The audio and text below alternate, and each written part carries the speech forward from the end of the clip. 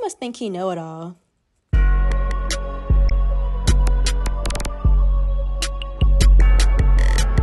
Yo, it's your boy Ben Miami. You are now tuned into another episode of the Wise Guy Podcast. First and foremost, we are now entering week 11 in the NFL. It is flying by, but we have plenty of more ball to be played. First and foremost, I just want to talk about Patrick Mahomes and the Kansas City Chiefs. They just keep finding ways to win. They are now 9-0. Even when Patrick Mahomes is not playing to the caliber we know that Patrick Mahomes can play, they are still finding ways to win game. Like if you think about it, when they played the Broncos, had a chance to win the game with that game-ending field goal, but then it got blocked at the end. They just keep, I don't know what's going on. I don't know if it's luck. I don't know if it's right place, right time. I don't understand what's going on and why they keep winning games, even though Patrick Mahomes is not playing good. Then again, their defense is playing very, very well. Getting off of Patrick Mahomes' stats, he only has 12 touchdowns and 9 interceptions. A couple weeks ago, he had more interceptions than touchdowns. So I just feel like this is scary for the league due to the fact that we know that Patrick Mahomes can go for a heater in any moment, especially when you add D-Hop on that team. Pacheco is going to be coming back, and you got Travis Kelce. But then again, Patrick Mahomes and the Chiefs have to go to Buffalo to play the Buffalo Bills. And the Buffalo Bills have been playing excellent ball too. Josh Allen's been playing MVP caliber football. He has 17 touchdowns and 4 interceptions, and the Bills are 7-2. So will Josh Allen and the Bills be the first team to give the Kansas City Chiefs a L? If you think about it, looking at their schedule, after they play the Bills, they play the Raiders, which, you know, Patrick Mahomes owns the Raiders. Then they play the Browns, the Panthers, the Chargers, which is a divisional game, so it might be a toss-up. Then they play the Texans, the Steelers, and the Broncos. So will the Bills be the first team to give them that L? Next thing I want to talk about is the Lions and Jared Goff throwing 5 interceptions. Jared Goff getting away with murder and still winning the game, which is crazy to me. This just goes to show how good the Lions are, even without Jared Goff. Before the 5 interceptions, he's been playing very efficient ball. There was one game he didn't even have an incompletion when he played against the Seahawks. He had 292 yards, 2 touchdowns, 100% completion. That ball didn't touch the ground. And the Lions have been blowing out teams too. So it's clear to say that in the NFC right now, the Lions are the best team in the NFC. Before the game, Jared Goff threw 5 interceptions. He was in the MVP conversation, but I think throwing them 5 interceptions in one game is going to take him out of the MVP conversation. Even though that he has 16 touchdowns and 9 interceptions, that's going to take him out because they're going to look back at that game and be like, dang, this man really threw 5 interceptions, and they still won the game. The next thing I want to talk about is the Packers and the Bears. The Packers are coming off their bye week. They just lost to the Lions, speaking of the Lions. But they lost to the Lions. But let me read something off real quick. In that game, the Green Bay Packers lost to the Lions. They led in total yards, which they had 411, to the Lions having 261. Passing yards, they had 273, to the Lions having 137. Rushing yards, where the Packers had 138, to the Lions having 124 rushing yards. This just goes to show that the only team the Packers can lose to is the Packers themselves. A late interception going into halftime, the pick 6 that Jordan Love threw was horrible. Not being able to score in the red zone, being there like 4 times out that game and not being able to score 1 touchdown in the red zone is crazy to me, and still only losing by 10 points to a Lions team that's been blowing out teams. It just goes to show that the Packers have not shown their true potential yet. And even in the other games they lost to, like the Eagles and the Vikings, they led in yards. So the Packers are only losing because of the Packers' mistakes. The Packers played the Bears, and Bears really dug themselves into a deep hole. They went from blowing out teams to now asking for their rookie quarterback to be benched over their OC to being fired. And then you see DJ Moore walking off the field mid-play while Caleb Williams running for his life trying to find an open receiver, and you walk off the field. The Bears are looking like a mess. And if you look at their schedule coming up, they play the Packers, the Vikings, the Lions, 49ers, Vikings again, Lions again, Seahawks, and the Packers. These niggas have a gauntlet of a schedule coming up, and they can easily go 1-8 in that stretch. But I really think it's a coaching problem, even though that Matt Eberflus is a defensive-minded coach, and that defense is humming. The defense is looking good. It's just that offense is looking very bad. And for all those pieces they had, all this hype, oh, they're going to win the division this year. Oh, they look better than the Packers on paper. It just goes to show whatever happens is going to happen on that field. We don't care about analytics. We don't care about the people you have happen on that field. What's going to happen on that field? But like last year when we first played the Bears, it felt like something like, oh, they might win. Jordan Love's a new quarterback. They don't have Aaron Rodgers anymore. Still gave him that belt. Even the game after that, gave him that belt. So it just is. I'm really happy to see what happens in this game. I feel like the Packers might blow out the Chicago Bears, but it's going to be very interesting. Speaking of the Packers, their next couple games are very hard to. After they play the Bears, they play the 49ers, the Dolphins on Thanksgiving, the Lions again, GBG. Get back game, not sit back game. Like, no, nigga, you better listen. The Seahawks after the Lions, Saints, Minnesota, and Chicago. So those are tough games too. And in the NFC, if you look at the playoff picture, like last year, you cannot make the playoffs 9-8 this year. There's too many good teams. 3 people out of the NFC North are possibly going to make the playoffs. So being 9-8, that you can't be 9-8. If you see how everything's playing out, Washington's very good. Philadelphia's really good. The Lions, the Vikings, the Packers, the Atlanta Falcons. Like, there's so many good teams in the NFC this year. You like 9-8 ain't cutting it. So out of those 8 games, you have to go 6-2. Minimum 5-3. Minimum 5-3. You can't go 4-4. That's not gonna cut it this year. That's not gonna cut it this year at all. But I just feel like only thing being the Packers is the Packers. When Jordan Love stops making bonehead decisions, stops throwing interceptions, and just learns to throw the ball away and not in triple coverage, there's just little key hiccups and bonehead decisions that make us lose these games. It's not, and it's not even all Jordan Love's fault. It's just consistency. And then Josh Jacobson is 4th or 3rd in rushing yards this year, so keep feeding him. All these games are going to be make or break games. All these games. It's going to really show who we are as a team, or like if we have a chance to have a Super Bowl run, if we have a chance to go to NFC Championship. As I look at it right now, the 3 teams that we lost, I think every game we led in total yards. So it's just the interceptions is one thing, turn the ball over, that's another thing. It's just consistency. This is like the same thing that happened last year, but we're winning more games. Like, we were having a lot of hiccups. We weren't consistent at all.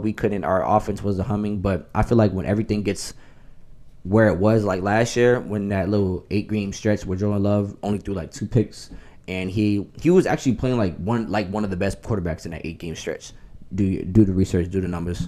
I feel like when that happens, we haven't really showed our true potential yet. We have a lot of stars in our offense, and I feel like when that starts happening, watch out for the league. After that, I want to talk about the MVP frontrunners. It's obvious that Lamar is he's in the conversation of his own, and I feel like that if he wins another MVP, we're gonna have to put him in a conversation with like some of the greats. Already borderline Hall of Famer. He's leading the league if he's not leading the league in touchdowns, he's at least top 3 in touchdowns. He's second in passing yards to Joe Burrow, who's another nigga that's actually crazy balling. If you see how Joe Burrow and Jamar Chase are balling, you be like, damn, how the fuck why is their record like this? Why is their record so low? Lamar Jackson, he's in a conversation with himself. Right now, I think he has it locked. If the only way I think he doesn't win MVP right now is if he goes on a stinker for the next 8 games. And that's possible.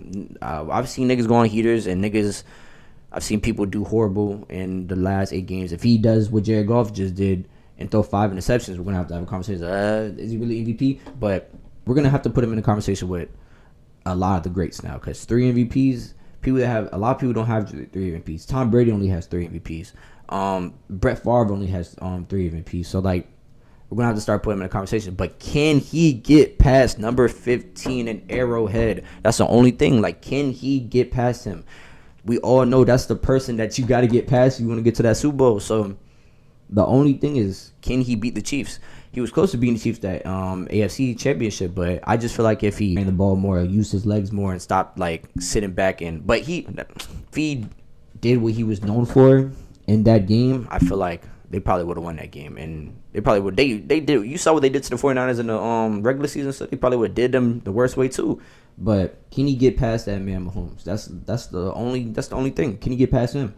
Next, I want to talk about the quarterback draft this year. We have a lot of good quarterbacks this year. We have Jaden Daniels, Drake May, Caleb Williams, and Bo Nix.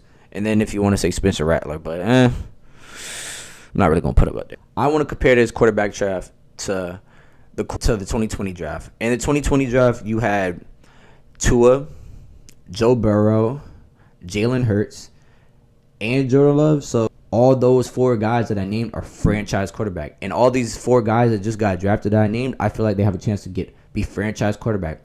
Also, all four of these guys had maxed out contracts for these teams. Jordan Love, he was once the highest paid quarterback until Dak. And then Tua got paid. Joe Burrow, he's in that top 5 as highest paid. Jalen Hurts, he's up there too. At the end of the day, I feel like we might compare these two draft classes as one of the greatest in history because we have all these franchise quarterbacks. And I just feel like Jaden Daniels balling crazy. Obviously, right now, the rookie of the year, the offensive rookie of the year. Caleb Williams, he's going to be a very good quarterback when he just finds his groove. It's only his first year. Drake May, he came out. He still reminds me of Josh Allen. Like everything he does, like even the bonehead decisions. He's very mobile. He can knows how to extend the plays. He can throw the ball. Very accurate. And if you think about some of these quarterbacks are getting thrown in the fire. Jordan Love, he waited 3 years. Joe Burrow, he got thrown in the fire, but he got hurt his first year. He tore his ACL. Tua, we know that Brian Flores didn't want him to get thrown in the fire because they were balling with Ryan Fitzpatrick, but he waited a little too. Jalen Hurts, he waited his turn behind Carson Wentz a couple years, but then he came out balling. But these quarterbacks right here, Caleb Williams, he got thrown in the fire. Jaden Daniels got thrown in the fire. Bo Nix got thrown in the fire. And Drake May, he waited a couple games, but then he got thrown in the fire. But I just feel like we're gonna have to compare these two draft classes when it comes to quarterbacks because there's a lot of good quarterbacks in this, but Jaden Daniels is the best. I feel like Jaden Daniels is the best out of this draft class right here. And this one's kind of really a toss-up. Joe Burrow obviously went to a Super Bowl, almost won. Jalen Hurts went to a Super Bowl. This is Jordan Love's only second year starting, even though he's been in the league for a long time, but he's played behind Aaron Rodgers. And then we have Tua, which he kind of got hold because of his injuries, but it's like these are two great quarterback draft classes, and we're going to have to start comparing them, I think. After that, I want to talk about how close the playoff race is in East Division. So right now in NFC, we have number 1, the Lions, obviously. Then we have the Eagles at 2, the Falcons at 3, the Cardinals at 4, beating the 49ers out of their division right now. The Vikings at 5, the Commanders at 6, and the Green Bay Packers at 7, which is crazy because the Green Bay Packers are 6-3. In the AFC, the Chiefs are 9-0. The Bills are 8-2. The Steelers are 7-2. The Texans are 6-4. The Ravens are 7-3. The Chargers are 6-3, and the Broncos are 5-5. Lastly, I just want to give a shout out to Baker Mayfield. Baker Mayfield has been balling out of his mind.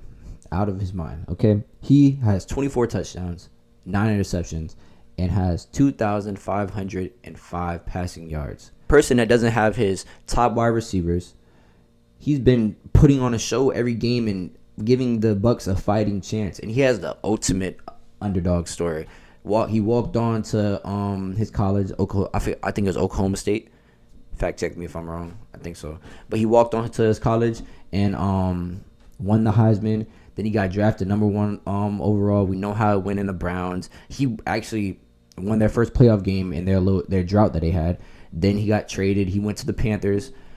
You know how that went. Then he went to the Rams. Had that one drive that really gave him a contract to go to the Bucs. Went to the Bucs, balled out his first year, went to the playoffs, almost beat the team that went to the NFC Championship, got that big contract, and now he's just balling out this year. But it sucks that they're 4-6, and it sucks that 2 top receivers are not there to help him out. But he's been balling out, and last year he only had 28 touchdowns and 10 interceptions. We're halfway into the season. He has 24 touchdowns and 9 interceptions. He's about to he has a chance right now to throw 30-plus touchdowns.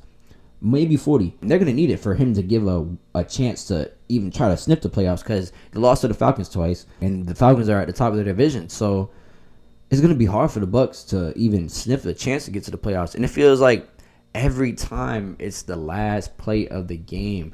Like the 49ers, they hit that field goal at the last play. The Chiefs, they went into overtime right when the coin toss flipped and Patrick Mahomes got the ball. Baker Mayfield knew it was over. The Falcons, he balled out even though he threw 2 interceptions. The Ravens, he that's the game that that Mike Evans and Chris Godwin got hurt. The Saints, he threw 4 touchdowns. Like, this man's been balling. So it's gonna be tough, especially in the NFC. It's gonna be very tough.